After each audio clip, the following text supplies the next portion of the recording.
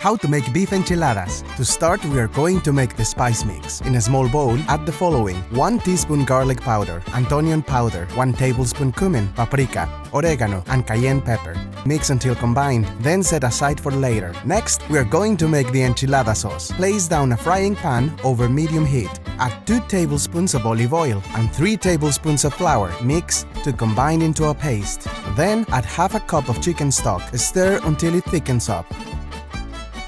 Then add another half cup of chicken stock. Stir.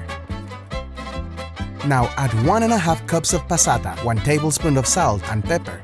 Then 2 teaspoons of the spice mix we prepared earlier. Thoroughly mix until it's combined. Remove from the stove and set aside for later. Next, we will prepare the filling. Place down another frying pan over medium heat. Heat 1 tablespoon of olive oil. Add half a teaspoon of minced garlic and 1 finely chopped onion. Cook for 2 minutes. Then add 500 grams of ground beef. Cook for 2 minutes. Add the remaining spice mix, 400 grams of black beans and 400 grams of refried beans. Thoroughly mix together.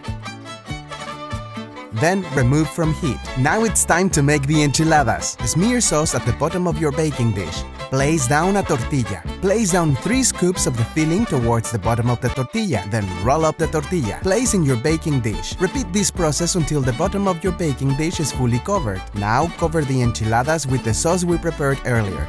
Top with cheese, then cover in tin foil.